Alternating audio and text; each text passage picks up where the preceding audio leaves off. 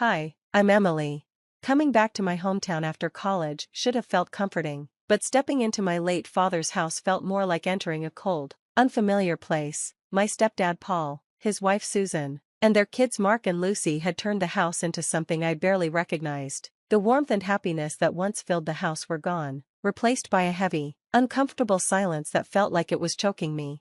"Make sure you clean up after yourself. We don't need more mess around here," Susan said sharply as I pulled my suitcase toward my old room. Lucy stared at me like I was some unwanted guest, whispering just loud enough for me to hear. "Why is she even back? Didn't she get the message to stay away?" Mark didn't even bother pretending to be nice, sneering as he walked past me. "Guess college didn't work out, huh? Came crawling back?" It hurt. These were supposed to be the people who were my family. My dad had married Susan after my mom died when I was just a child. He always hoped Susan and I would get along, and that her kids would be like siblings to me, but after he died suddenly last year, any sense of family disappeared with him. I mostly kept to myself, spending time in my room or hanging out with friends, but the more I tried to avoid problems, the more they pushed me out. They moved my things from shared spaces, threw away my food by accident, and made sure I felt like a stranger in my own home. One evening, when I came back from a walk, I overheard Paul and Susan talking in the kitchen. They didn't notice me standing just outside the doorway. "She has no clue about the will," Paul said. "As far as anyone's concerned, everything went to you and me." Susan's voice was cold and calm as she replied, "Let's keep it that way. The less she knows, the better. We can't afford any trouble." Trouble? My father's will? They were hiding something important. The truth hit me hard. Not only did they not want me here, but they were also trying to keep me from finding out something that might actually belong to me. That night, lying in my old bed, surrounded by boxes I hadn't unpacked, because I never felt at home, I made a decision. I couldn't stay here any longer, not with them. I started planning my escape. I didn't know where I would go, but I knew I had to leave. The next morning, I met my best friend Jamie at the local cafe, and we looked through rental listings. Jamie placed a comforting hand on mine and said with a smile, "You know you can always stay with me until you find a place." "Thanks," I replied. "I might just do that," I replied, trying to force a smile. It was a huge relief to know I had at least one ally in this town. The coffee shop buzzed with the lively chatter of people starting their day, a stark contrast to the suffocating silence at Paul's house. Here, I could breathe. Here, I could think. As I sipped my coffee, a plan slowly began to take shape in my mind. I needed to uncover what they were hiding about my father's will. But first, I had to secure a new place, a safe space where I could regroup and prepare for whatever was coming next.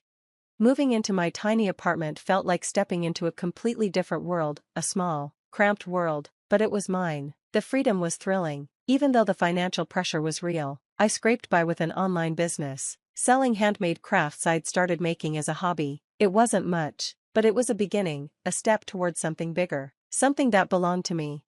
One chilly morning, while updating my online store, I remembered something my dad used to say: "Always carve your own path.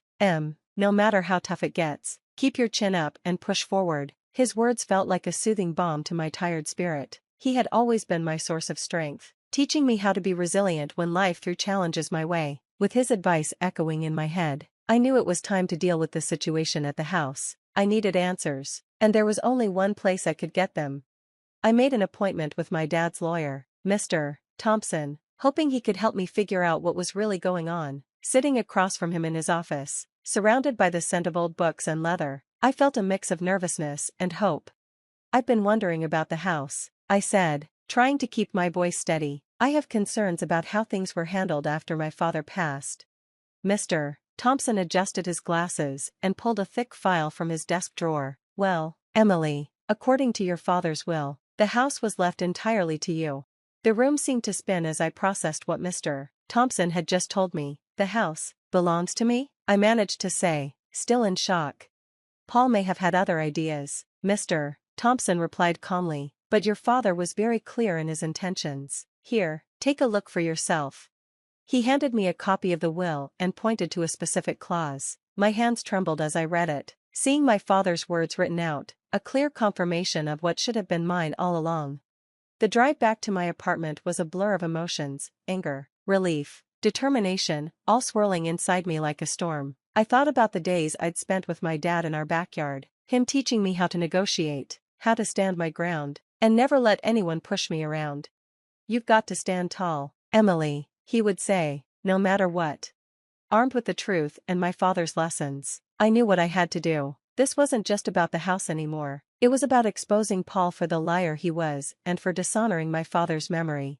That night, I began gathering everything I needed: evidence of Paul's deceit, proof of my rightful claim to the house, and a plan to confront him. I reached out to a few of my dad's old friends who might support my case, and I started documenting everything. I also called Susan, hoping to gauge whether she was aware of what Paul had been doing or if she was involved. Her guarded tone and evasive answers only made me more determined. Things aren't always what they seem, Emily, she said cautiously, with a trace of unease in her voice. No, they're not, I replied, my voice hardening, and soon, everyone will see things for what they really are. As I hung up, a mixture of nerves and resolve settled over me. This wasn't just about fighting for a house, it was about defending my father's legacy, and I was ready. The following weeks were a whirlwind of activity. I went through boxes of my dad's old papers, finding receipts, emails, and letters that hinted at just how deep Paul's deception ran. Every piece of evidence was carefully organized and catalogued, building my case bit by bit. One evening, while sifting through a box labeled tax documents, I found a letter from a family friend, Mr. Henderson, addressed to my father. The letter detailed a conversation with Paul, where Paul had openly stated his plan to convince everyone that the house should belong to him and Susan after my father's passing. It was the smoking gun I needed. The next day, I met with Mr. Henderson, who was more than willing to provide a sworn statement recounting his conversation with Paul. Armed with this new evidence, I called my cousin Alex, who specialized in real estate law. We met at a small cafe downtown, where I laid out everything I had uncovered. Emily, you have a strong case here, Alex said, reviewing the documents. Based on this, Paul's actions could easily be considered fraud. You have rights, and we can fight to enforce them. With Alex's help, we drafted a formal letter to Paul, asserting my legal claim to the house and warning him of the consequences if he continued with his dishonest tactics. It felt incredibly empowering to finally take decisive action, knowing I was on solid ground. But the real turning point came when I decided to confront Susan directly. If she truly didn't know the full extent of Paul's schemes, she deserved to. One afternoon, I invited her to meet for coffee, hoping that in a neutral space, we could talk openly. Susan, I found something troubling in my father's documents, I began, carefully watching her reaction. There are inconsistencies in what Paul has told us about the house. According to my father's will, the house was left to me, not to Paul. I have the documents to prove it. Susan's face turned pale, her eyes flickering with a mix of surprise and confusion. I had no idea, she stammered. Paul told me the house was left to both of us, to secure our future. I understand this is hard to hear, and I'm not trying to start a conflict, I said, keeping my tone calm but firm. But you deserve to know the truth. I think Paul has misled both of us. Susan was silent for a moment, then slowly nodded. I need to think about this, Emily. If what you're saying is true, I need to reassess a lot of things. As we parted, I sensed a shift. Susan's reaction was exactly what I had hoped for, a crack in Paul's lies that could bring everything down. Walking back to my apartment, my resolve hardened. This was no longer just about reclaiming my father's house. It was about justice and making sure my father's wishes were honored, ensuring that deceit wouldn't win.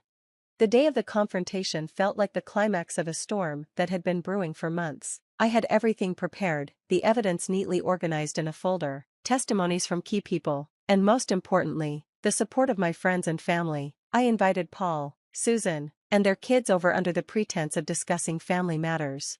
As they settled into the living room, the tension was thick. I began, "Thank you all for coming. There's something important we need to talk about regarding my father's house and his will."